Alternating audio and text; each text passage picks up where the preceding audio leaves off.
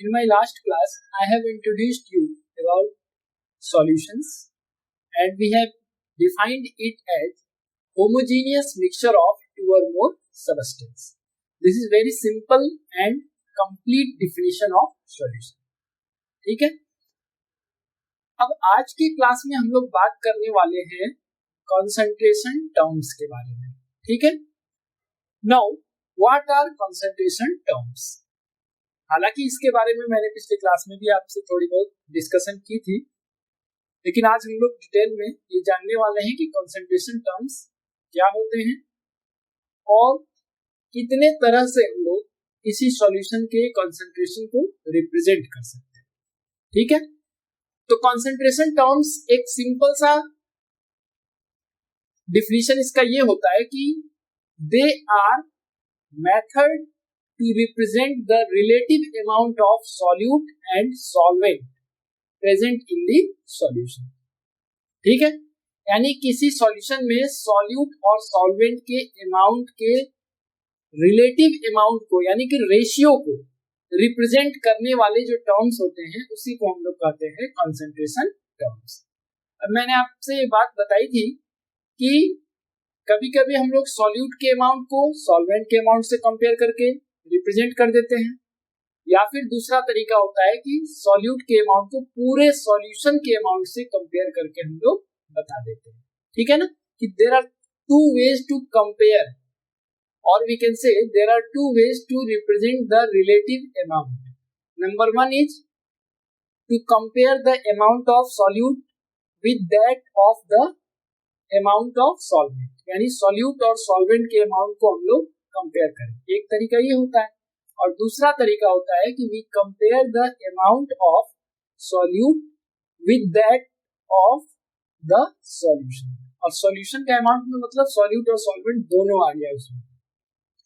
अब जो सेकेंड वाला जो हमारा तरीका है वो ज्यादा कॉमन तरीका है, जिसमें हम लोग सॉल्यूट के अमाउंट को पूरे सॉल्यूशन के कंपैरिजन में बताते हैं. ठीक है, तो ये एक बेसिक तरीका है जिससे हम लोग किसी भी सॉल्यूशन के जो कंपोनेंट्स हैं उसके रिलेटिव अमाउंट को एक्सप्रेस कर सकते हैं. और इस तरह से किसी अमाउंट को जब हम लोग एक्सप्रेस करते हैं, यानी सॉल्यूशन के जो कंपोनेंट्स हैं उनके अमाउंट्स को एक दूसरे के कंपैरिजन में, एक दूसरे के रिलेशन में जब हम लोग एक्सप्रेस करते हैं, तो जिन टर्म्स का हम लोग यूज करते हैं उनको एक्सप्रेस करने के लिए उन्हीं टर्म्स को हम लोग करते हैं कंसंट्रेशन टर्म्स. ठीक है ना, इसीलिए बहुत सिंपल सा डिफिनीशन है.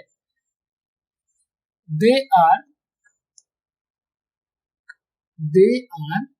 Methods to represent the relative amount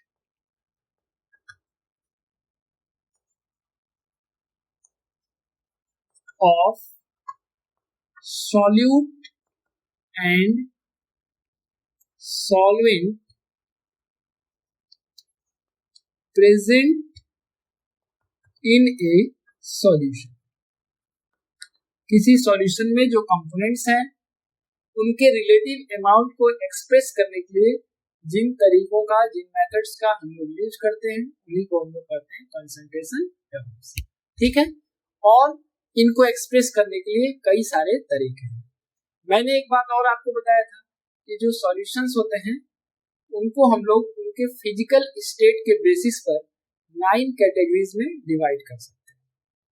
ठीक है, तो 9 कैटेगरीज में डिवाइड कर सकते हैं, तो जाहिर सी बात है कि ऐसा सॉल्यूशन हो सकता है जिसमें सॉलिड डिसॉल्व हो लिक्विड में, ऐसा भी हो सकता है कि लिक्विड डिसॉल्व हो सॉलिड में, ऐसा भी हो सकता है कि दो गैस मिलकर सॉल्यूशन बना रहे हैं. Total 9 types of solutions are present on the basis of physical state of solute and solvent. So,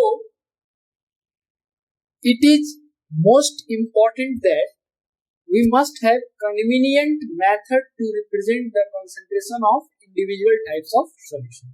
जैसा हमारा solution हो उसके according हमारे पास concentration terms होने चाहिए. ठीक है, जैसे आपका अगर solute और solvent दोनों liquid state में है तो हमारा जो कंसंट्रेशन टर्म्स है उसमें वॉल्यूम का मेजरमेंट होना चाहिए कि वॉल्यूम से हम लोग कंपेयर करें. ठीक है, क्योंकि लिक्विड्स के हम लोग वॉल्यूम आसानी से मेजर कर सकते हैं एज कम्पेयर टू मास, ठीक है ना। मास अगर मेजर करना होगा किसी लिक्विड का तो पहले आप उसको एक क्लोज कंटेनर में रखेंगे, ठीक है, कंटेनर का अलग से आपको मास निकालना पड़ेगा, फिर कंटेनर प्लस लिक्विड का मास निकालना पड़ेगा, फिर उसको सब्ट्रैक्ट करेंगे तब जाकर के लिक्विड का मास पता चलेगा। इसलिए अगर लिक्विड स्टेट में आपका सॉल्यूट और सॉल्वेंट है तो उसके लिए बेहतर होगा कि हम उसके वॉल्यूम से उसके कंसंट्रेशन को एक्सप्रेस करें, ठीक है। इसी तरह से अगर सॉलिड स्टेट में है तो आप मास लेना आसान होगा उसके लिए, है ना। तो इसलिए कई सारे तरह के कंसंट्रेशन टर्म्स बताए गए हैं और इसके पीछे रीजन यही है क्योंकि हमारे पास नेचर में और हमारे डेली लाइफ में बहुत सारे सॉल्यूशंस हैं जिनकी फिजिकल स्टेट अलग अलग है। तो अलग अलग टाइप के सॉल्यूशंस के लिए अलग अलग तरह का कंसंट्रेशन टर्म्स यूज किया जा सकता है जो उनके लिए कन्वीनियंट मेथड प्रोवाइड करता है उनके सॉल्यूट और सॉल्वेंट के अमाउंट को एक्सप्रेस करने के लिए। हालांकि कोई भी मेथड जो यूज किया जा रहा है वो सभी पे अप्लाई किया जा सकता है, ठीक है। जैसे अगर हम लोग कहें कि वॉल्यूम परसेंटेज तो सॉलिड के लिए भी वॉल्यूम होता है, ठीक है ना। ऐसा नहीं कि सॉलिड का वॉल्यूम नहीं होता है, लेकिन जब हम आसानी से सॉलिड के कंसंट्रेशन को मास से एक्सप्रेस कर सकते हैं तो फिर वॉल्यूम में एक्सप्रेस करने की कोई जरूरत नहीं है। लिक्विड के केस की बात करें तो लिक्विड में वॉल्यूम से एक्सप्रेस करना आसान है ना। और जो ज्यादा कॉमन मेथड होता है मोलैरिटी, मोलैलिटी, मोल फ्रैक्शन, ये सब जो है ये सब भी आगे हम लोग डिस्कस करेंगे एक एक करके, ठीक है। तो चलिए एक एक करके हम लोग कंसंट्रेशन टर्म्स को डिफाइन भी करेंगे और उनके कॉन्सेप्ट को समझते चलेंगे, ठीक है। तो सबसे पहला जो कंसंट्रेशन टर्म्स है, पहला जो टर्म होता है that is mass percentage,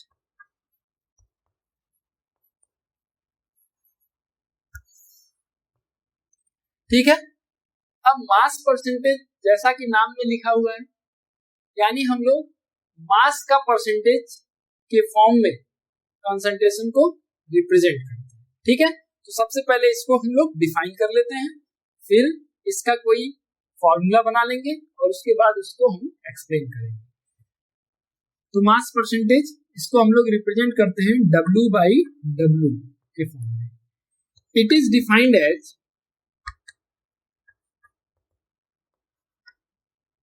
the mass of solute या कहिए component in gram present in 100 gram of solution, ठीक है। परसेंटेज का मतलब ही होता है कि हम लोग 100 के रिस्पेक्ट में कंपेयर करते हैं कि अगर हमारे सॉल्यूशन का टोटल मास 100 ग्राम है तो उसमें सॉल्यूट का कितना मास है वही कहलाएगा उसका मास परसेंटेज, ठीक है। यानी mass percentage is equal to mass percent of component, लिख दें component is equal to mass of component in solution by total mass of solution into 100। अब हम लोग जानते हैं कि कोई भी सॉल्यूशन के दो कंपोनेंट हैं बेसिकली, एक सॉल्यूट दूसरा सॉल्वेंट, ठीक है। सॉल्वेंट क्या होता है जिसकी अमाउंट ज्यादा होती है, सॉल्यूट क्या होता है जिसकी अमाउंट कम होती है, ठीक है। तो सॉल्यूशन का मास कहने का मतलब सॉल्यूट और सॉल्वेंट जितने भी सॉल्यूट हैं और जो सॉल्वेंट है सबके मास को जोड़ दिया जाएगा तो आ जाएगा सॉल्यूशन का मास, और मास ऑफ कंपोनेंट जितना प्रेजेंट रहेगा इसका रेशियो को हम लोग 100 से मल्टीप्लाई कर देंगे तो हमें पता चल जाएगा mass percent of the component, ठीक है। सिंपल सा डिफिनेशन है, it is defined as the mass of solute और component in gram present in 100 gram of solution. इस सॉल्यूशन के 100 ग्राम में हमारे सॉल्यूट का कितना ग्राम है वही कहलाएगा उसका मास परसेंटेज, ठीक है। एक एग्जांपल से हम लोग इस चीज को और क्लियर करते हैं। Example 1,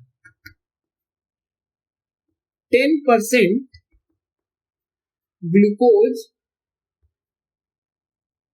10% glucose, it's better to write 10% W by W glucose solution in water. अब W by W इसलिए लिखा मैंने कि ये मास परसेंट को रिप्रेजेंट कर रहा है, ठीक है ना। तो 10% W by W glucose solution in water, इसका क्या मतलब है, ठीक है। तो इसका मतलब देखिए क्या है कि if the mass of solution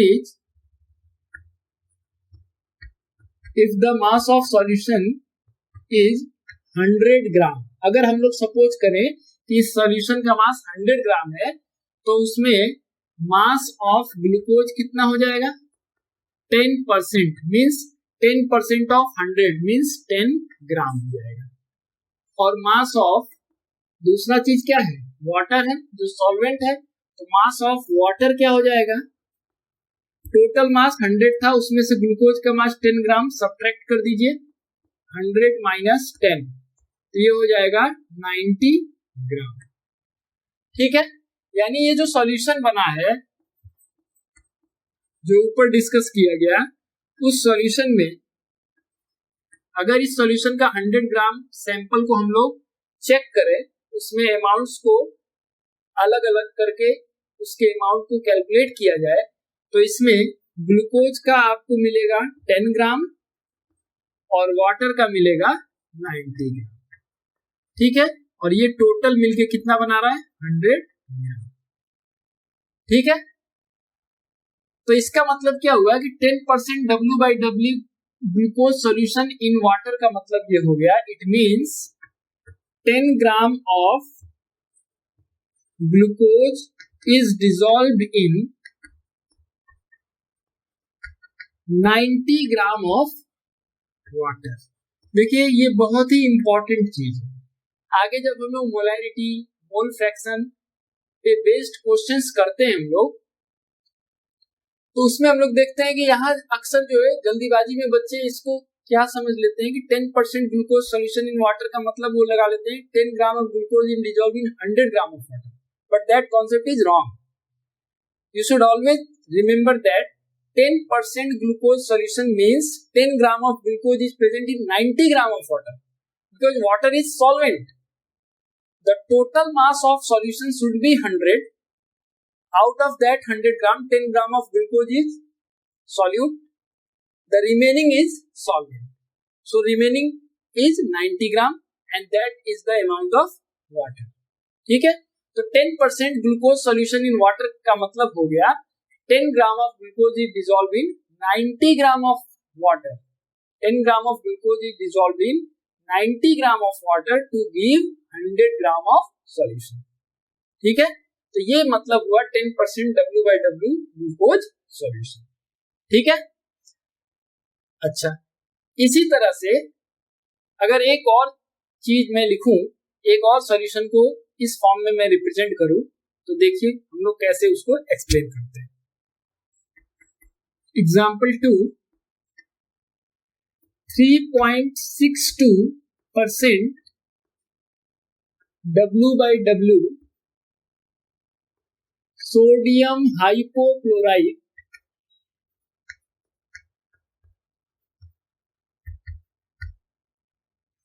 solution in water,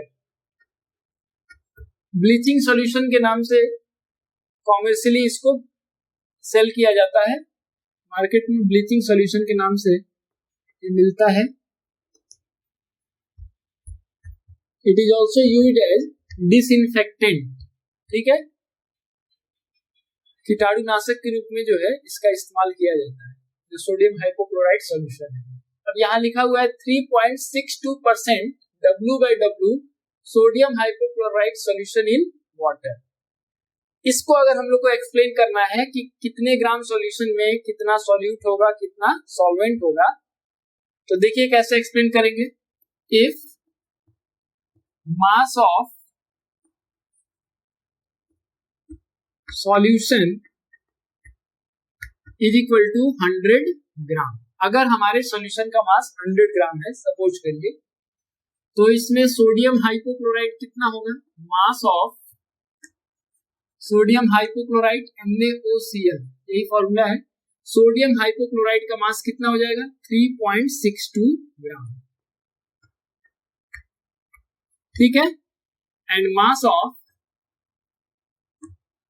water, दो ही चीज है, सोडियम हाइपोक्लोराइड है और वाटर है, तो मास ऑफ वाटर क्या हो जाएगा 100 में से इसको सब्ट्रैक्ट कर दीजिए, 100 माइनस 3.62, ठीक है, कितना आ जाएगा 96.38 gram. This is the amount of water in gram present in this 100 gram of solution. मतलब क्या हुआ, इसको हम लोग कैसे कह सकते हैं, कह सकते हैं कि 3.62 gram of sodium hypochloride is dissolved in 96.38 gram of water to give 100 gram of solution, ठीक है। यानी कि सोडियम हाइपोक्लोराइड का 3.62 ग्राम वाटर के 96.38 ग्राम में डिसॉल्व करके 100 ग्राम सॉल्यूशन बनाया गया है, ठीक है। तो ये इसका मीनिंग होता है। 10% कर देने का मतलब ये हुआ कि 10 ग्राम सॉल्यूट 90 ग्राम सॉल्वेंट में डिसॉल्व किया गया, ठीक है। 25% सॉल्यूशन कहा जाएगा, तो उसका क्या मतलब हुआ कि अगर हमारे सॉल्यूशन का मास 100 ग्राम है तो सॉल्यूट उसमें 25 ग्राम होगा और सॉल्वेंट होगा रिमेनिंग, यानी 100 माइनस 25 विच विल गिव 75 ग्राम, ठीक है। तो ये 100 के रेस्पेक्ट में हम लोग सॉल्यूट के अमाउंट को एक्सप्रेस करते हैं, इसीलिए इसको हम लोग कहते हैं मास परसेंटेज पर सेंट, सेंट मींस 100। तो 100 पार्ट्स के रेस्पेक्ट में सॉल्यूट के कितने पार्ट हैं, ठीक है, उसी को हम लोग कहते हैं मास परसेंटेज, ठीक है। तो ये आपको क्लियर हो गया होगा। अब दूसरा जो कंसंट्रेशन टर्म है वो लिक्विड सॉल्यूशंस के लिए जनरली यूज किया जाता है, और वो है वॉल्यूम परसेंटेज, ठीक है। तो अब देखते हैं हम लोग वॉल्यूम परसेंटेज को हम लोग कैसे डिफाइन करते हैं और उसको हम लोग कैसे एक्सप्रेस कर सकते हैं, ठीक है। चलिए वॉल्यूम परसेंटेज, अब इसको भी हम लोग मास परसेंटेज की तरह ही डिफाइन कर लेंगे, ठीक है। It is the volume of solute in ml present in, या dissolved in भी लिख सकते हैं, present in 100 ml of solution, यानी सॉल्यूशन के 100 ml में सॉल्यूट का कितना ml प्रेजेंट है, उसी को हम लोग कहेंगे वॉल्यूम परसेंटेज, ठीक है। यानी वॉल्यूम परसेंटेज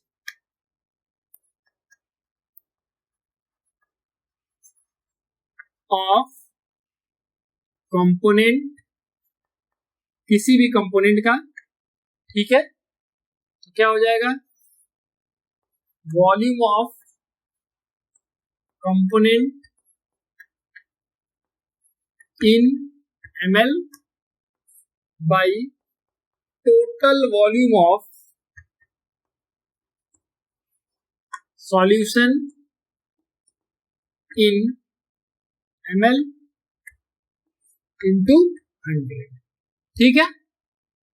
यानी अगर हमारे सॉल्यूशन में 100 ml सॉल्यूशन का वॉल्यूम है तो उसके रेस्पेक्ट में हमारे कंपोनेंट्स का कितना वॉल्यूम है, उसी को हम लोग कहते हैं वॉल्यूम परसेंटेज, ठीक है। एक एग्जांपल इसके लिए भी हम आपके सामने रख रहे हैं। एग्जाम्पल 1, 10% इथेनॉल सॉल्यूशन, ठीक है, इन वाटर। और ये जो है 10%, ये क्या है, वॉल्यूम बाय वॉल्यूम, ठीक है। तो 10% volume by volume ethanol solution in water, इसका क्या मतलब है? इसका ये मतलब हुआ, if the volume of solution is equal to 100 ml, अगर पूरे सॉल्यूशन का वॉल्यूम 100 ml है, या हम कहें ऐसे सॉल्यूशन का 100 ml का अगर हम लोग इंस्पेक्शन करें, उसकी टेस्टिंग की जाए, तो उसमें वॉल्यूम ऑफ एथेनॉल कितना होगा? 100 ml में वॉल्यूम ऑफ इथेनॉल होगा 10%, means 10% of 100 means 10 ml, and the volume of water, water का वॉल्यूम कितना हो जाएगा? 100 में से 10 सब्ट्रैक्ट कर दीजिए, कितना हो जाएगा? 90 ml। जैसे अभी मैंने 10% ग्लूकोज सॉल्यूशन इन वाटर बताया आपको। ग्लूकोज क्या है? सॉलिड स्टेट में है। वाटर का मास हम लोग निकाल सकते हैं उसको कंटेनर में रख करके, ठीक है ना। वो जो मास बाय मास परसेंटेज जैसे बता रहे थे, ठीक वैसे ही है, बस फर्क ये है कि वहां पर हम लोग मेजरमेंट कर रहे थे मास का, और यहाँ मेजरमेंट कर रहे हैं वॉल्यूम, ठीक है। तो इसको हम लोग कैसे लिख सकते हैं? इसको ऐसे लिख सकते हैं कि 10 ml of ethanol is dissolved in 90 ml of water to form 100 ml of solution। Basically मेरा इसी बात पे फोकस है कि स्टूडेंट्स इस बात को क्लियरली समझे कि 10% सॉल्यूशन का देने का मतलब ये नहीं होता है कि 10 ग्राम डिसॉल्व है 100 ग्राम सॉल्वेंट, ठीक है। या आप ये ना समझे कि 10% इथेनॉल सॉल्यूशन इन वाटर है, इसका ये मतलब हो गया कि 10 ml इथेनॉल 100 ml वाटर में डिसॉल्व है, तब तो टोटल वॉल्यूम हो जाएगा 10 + 100 110। तो वो हमारा रॉन्ग कॉन्सेप्ट है। सही कॉन्सेप्ट क्या है? टोटल मास या टोटल वॉल्यूम 100 यूनिट्स है, तो उसका 10 यूनिट सॉल्यूट हो गया और रिमेनिंग जो हो गया वो सॉल्वेंट हो गया, ठीक है। ये आपको कॉन्सेप्ट समझ के रखना है। एक और एग्जांपल है, example 2, 35% volume by volume ethylene glycol solution in water. अब ये जो सॉल्यूशन है, इसलिए यूनिक एग्जांपल है क्योंकि ये कार रेडिएटर्स में कूलेंट के रूप में यूज किया जाता है, ठीक है। एंटी फ्रीज सब्सटेंस के रूप में इसको हम लोग यूज करते हैं, ठीक है ना। कूलेंट के फॉर्म में इथिलीन ग्लाइकोल यूज किया जाता है। तो ये जो इथिलीन ग्लाइकोल का सॉल्यूशन है, इसको अगर हम लोग इसी तरह से डिस्क्राइब करें तो क्या लिख सकते हैं? 35% दे रहा है, तो यहाँ पर अगर वॉल्यूम है सॉल्यूशन का 100 ml, तो उसका 35 ml क्या होगा? इथिलीन ग्लाइकोल होगा, और रिमेनिंग जो होगा वो क्या होगा? वाटर होगा, ठीक है। तो मैं इसको बता दे रहा हूं, इफ द वॉल्यूम ऑफ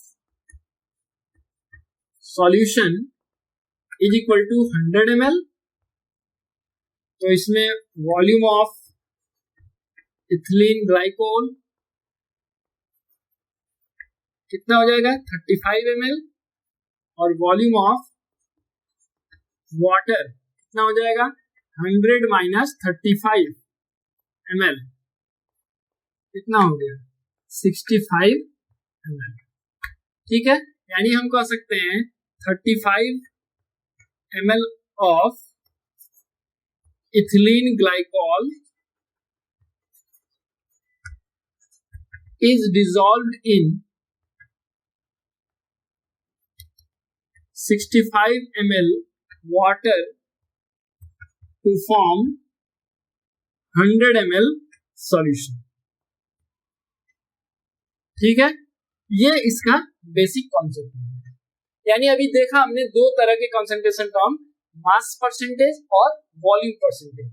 उनका कॉन्सेप्ट सेम है कि 100 यूनिट सॉल्यूशन का अगर लिया जाए तो उसका कितना पार्ट सॉल्यूट है, उसी को हम लोग कहते हैं मास परसेंटेज या वॉल्यूम परसेंटेज। मास परसेंटेज होगा तो ग्राम में हम लोग अमाउंट कंपेयर करेंगे, और वॉल्यूम परसेंटेज होगा तो ml में हम लोग कंपेयर कर सकते हैं, लीटर में भी कर सकते हैं, लेकिन जनरली जब सॉल्यूशन का टेस्टिंग कर रहे हैं तो कम से कम अमाउंट में हम लोग टेस्टिंग करते हैं सॉल्यूशन का। ठीक है, जैसे सिंपल सा एक केस आपको बताऊं कि अगर हम लोग को ये टेस्ट करना है कि हमारे जो हैंड पंप है उसके पानी जो निकल रहा है उसमें आर्सेनिक प्रेजेंट है कि नहीं। Arsenic is harmful for our body, तो अगर हम जानना चाहते हैं कि हमारे हैंड पंप से निकलने वाले पानी में आर्सेनिक प्रेजेंट है कि नहीं प्रेजेंट है, तो हम उसका क्या करेंगे, 10 ml 15 ml लेकर के लैब में भेज दिया जाता है और वहां उसकी टेस्टिंग की जाती है। तो जाहिर सी बात है कि ml में ही हम लोग उसका कंपैरिजन करते हैं कि 100 ml अगर वाटर ले लिया जाए तो उसमें वो वाटर हुआ तो उसमें वाटर में कई सारे सॉलिड डिसॉल्व है, actually it is solution. Handpump से जो पानी निकल रहा है उसमें कई सारे सॉल्ट डिसॉल्व है, तो ऑलरेडी क्या हो गया, एक सॉल्यूशन हो गया, वो प्योर वाटर नहीं है। अब उसके 100 ml में हम लोग टेस्ट कर लेते हैं कि कितना ml कोई पार्टिकुलर डिसॉल्व सब्सटेंस उसमें प्रेजेंट है।